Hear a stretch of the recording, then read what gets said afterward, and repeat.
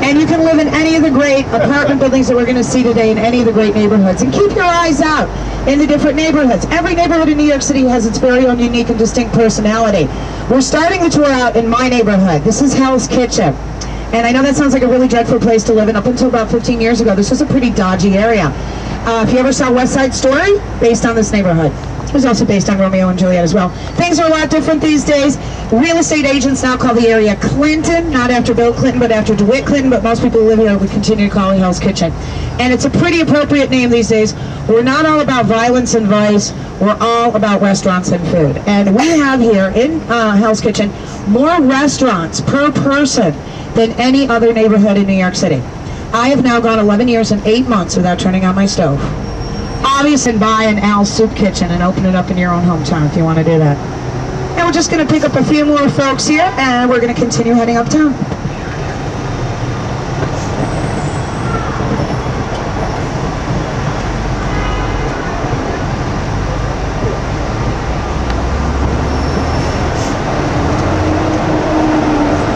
Right on top of it. I'm not sure if I actually like this or not. It's weird. I can see the tower from my apartment and it's beautiful. It's just when it's like right here, it just looks a little wacky. I'm going to loft right past this baby high-rise. You're going to see two magnificent towers. The largest building in North America, not the tallest, the largest. Here it comes. This is the Time Warner Center. Each one of those towers is 80 stories tall. Keep your eyes on them. When we go around Columbus Circle, they're going to change shape and turn into flat pieces of glass. Tower that's closest to us has offices in the new CNN studios. Tower just a little bit further away. Expensive restaurant. Up to $15 million, and this is where Ricky Martin is living these days. He'd like to live there, the Time Warner Center. And notice the lower portion of the Time Warner Center is round. That's to reflect the shape of Columbus Circle, which is over here on our left. That's Christopher Columbus standing on that. Seemed a little bit too tall.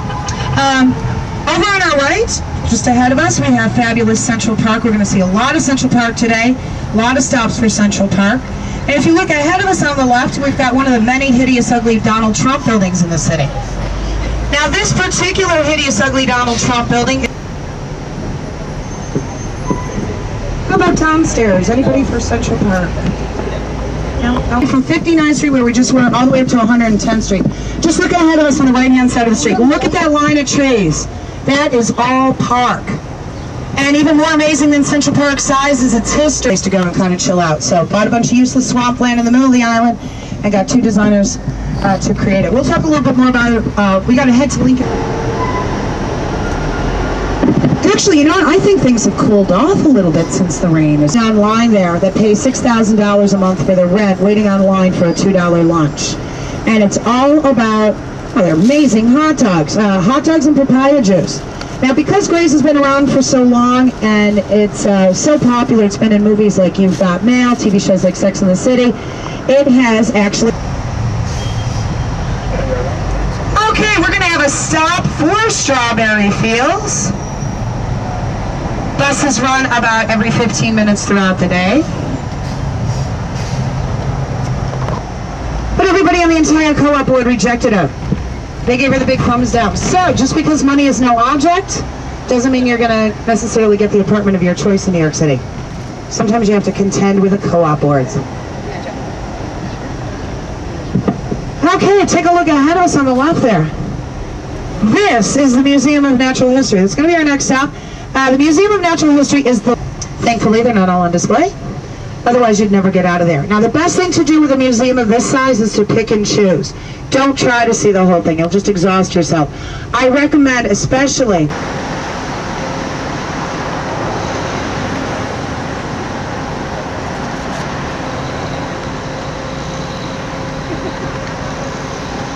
blast the entire winter. So that's a bonus. Coming up on our right, we're just about to pass by a CVS pharmacy that used to be a bank. And again, landmarked buildings. A building gets landmark status, you cannot tear it down. So sometimes you have to come up with a new use for it. In this case, that stands for south of Houston. SoCo stands for south of Columbia. And here in New York City, we have real estate developers that stay up very late at night. Filming it?